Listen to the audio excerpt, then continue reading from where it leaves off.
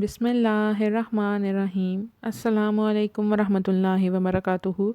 اللہ پاک آپ کے ہنستے بستے گھروں کو شاد و آباد رکھے اور ہر بری چیز برے وقت سے محفوظ رکھے، آمین۔ امید کرتی ہوں آپ سب خیر و عافیت سے ہوں گے اور ہمارے چینل درود و دعا کو دوسروں کے ساتھ شیئر کر کے ہمارے ساتھ نیکی کے سفر میں شامل ہوں گے، جزاک اللہ۔ میں اپنے تمام بہنوں بھائیوں کو اپنے اس چینل درود و دعا میں خوش آمدید کہوں گی اور یہاں آپ سب سے درخواست کروں گی کہ اگر آپ نے ابھی تک اس چینل کو سبسکرائب نہیں کیا تو ابھی اس کو لائک کریں، سبسکرائب کریں اور اپنے تمام پیاروں کے ساتھ شیئر کریں تاکہ اگر ان میں سے کوئی مشکل میں ہے تو اس کی مشکل کا حل ممکن ہو سکے اور ہم ان کی مدد کر سکیں اور وہ بھی آج ہمارے ساتھ دعا میں شامل ہوں، جزاک اللہ۔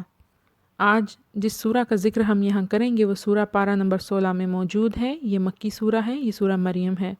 سورہ مریم کے یہاں میں چند فوائد اور فضیلت آپ سے شیئر کروں گی۔ مجھے یقین ہے کہ آپ سب کو سورہ مریم کا نام سنتے ہی اس کا واقعہ یاد آ گیا ہوگا کہ کیسے اللہ تعالیٰ نے معجزہ دکھایا تھا۔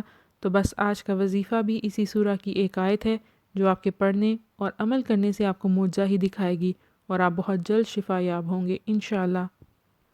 اس کے پڑھنے سے کمزور حافظہ تیز ہوتا ہے۔ اس کو مریض کی صحت یابی کے لیے بھی پڑھ سکتے ہیں۔ یہ حاجت پوری کرنے کے لیے بھی بہت مجرب اور پر تاثیر ہے کیونکہ اس میں فضل اعظم کی مدد شامل ہوگی۔ اس سورہ کی فضیلت بہت ہے اور اس میں اللہ پاک کے فضل اعظم کا ذکر ہے، مطلب سب سے بڑا فضل، یعنی اللہ پاک نے بغیر باپ کے بیٹا پیدا کیا، حضرت عیسیٰ۔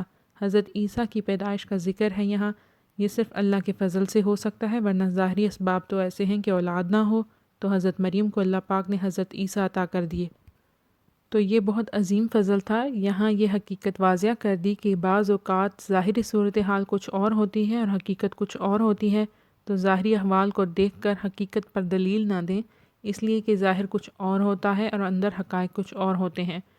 جیسے یہاں پر ہوا کہ حضرت مریم کے پاس جو فرشتہ آیا تھا وہ انسانی صورت مطلب مرد بن کر آیا تھا، تو حضرت مریم سمجھی کہ کوئی مرد آ گیا ہے، تو انہوں نے فوراً کہا کہ میں پناہ مانگتی ہوں کہ تم مرد ہے اور میرے سامنے آ گیا ہے، حالانکہ وہ انسان نہیں فرشتہ تھا۔ تو بظاہر شکل کیا تھی اور ظاہر کیا ہوا تھا؟ بالکل اسی طریقے سے حضرت عیسیٰ جو بغیر باپ کے پیدا ہوئے، تو ظاہری شکل کیا ہے، لیکن یہاں حقیقت یہ ہے کہ یہ بھی اللہ کا بندہ اور رسول ہے، نعوذ باللہ اللہ کا بیٹا نہیں ہے۔ کہ ظاہری شکل میں دیکھا کہ اس کا کوئی باپ نہیں، تو نعوذ باللہ اس کو اللہ کا بیٹا کہہ دیا، اس کی نفی کر دی کہ تم ظاہر کے اوپر دلیل نہ دو۔ تو یہ حقائق اللہ پاک نے سورہ مریم میں بیان کیے ہیں۔ یہ فضل اعظم ہے اور اللہ کا فضل چاہتے ہو تو اللہ کے دوست بن جاؤ، وہ تمہیں کبھی اکیلا نہیں چھوڑے گا۔ تو آج کا وظیفہ اسی سورہ سے لیا گیا ہے۔ یہ وظیفہ ان لوگوں کے لیے ہے جن کی ہڈیاں کمزور ہو چکی ہیں یا ہڈیوں میں درد رہتا ہے۔ آج کے دور میں خالص خوراک کی کمی اور بعض اوقات کام کی زیادتی سے ہڈیاں درد کرتی ہیں۔ آج ہم آپ سے 2 آیات شیئر کریں گے۔ اگر تو آپ ان کو ہر نماز کے بعد پڑھنے کی عادت بنا لیں تو بہت بہترین ہے، اور اگر آپ کسی ایک نماز کے بعد اس کو پڑھ کر دودھ یا پانی یا کسی کھانے والی چیز پر دم کر کے استعمال کریں تو انشاءاللہ شفا ہوگی۔ اگر آپ ان آیات کو پڑھ کر دونوں ہاتھوں پر دم کر کے اپنے اوپر پھیر لیں تو بھی شفا ہوگی انشاءاللہ۔ تو آج کی آیت بتانے سے پہلے میں یہاں واضح کر دوں کہ یہ 2 مختلف صورتوں کی آیات ہیں۔ ایک آیت سورہ مریم سے لی گئی ہے اور دوسری آیت سورہ یاسین سے۔ آپ ان کو پڑھیں گے انشاءاللہ بہت فائدہ ہوگا۔ میں یہاں ان کا ترجمہ بھی آپ سے شیئر کروں گی اور آیت نمبر بھی آپ کو بتاؤں گی۔ آپ ہر نماز کے بعد یہ وظیفہ کر سکتے ہیں، اور اگر ایک نماز کے بعد کرنا چاہتے ہیں تو ایک آیت کو 7 بار پڑھ کر دم کریں گے۔ آپ نے سب سے پہلے درود شریف پڑھنا ہے۔ آپ کوئی سا بھی درود شریف پڑھ سکتے ہیں، 1 بار، 3 بار، 5 بار، 7 بار یا 11 بار۔ پھر آپ نے یہ آیت پڑھنی ہے۔ اگر تو ہر نماز کے بعد پڑھ رہے ہیں تو 1 بار، اور اگر کسی ایک نماز کے بعد پڑھ رہے ہیں تو 7 مرتبہ۔ پھر درود شریف پڑھیں گے 1 بار، 3 بار، 5 بار، 7 بار یا 11 بار، اور آخر میں دعا مانگ کر دم کریں، انشاءاللہ شفا ہوگی۔ آیات آپ کو اسکرین پر نظر آ رہی ہیں۔ پہلی آیت سورہ یاسین کی ہے، آیت نمبر 78، 79۔ ان کا ترجمہ میں آپ کو یہاں سنا دیتی ہوں۔ اور اس نے ہمارے لیے مثال بیان کی اور اپنی اصل پیدائش کو بھول گیا، کہنے لگا ان گلی سڑی ہڈیوں کو کون زندہ کر سکتا ہے؟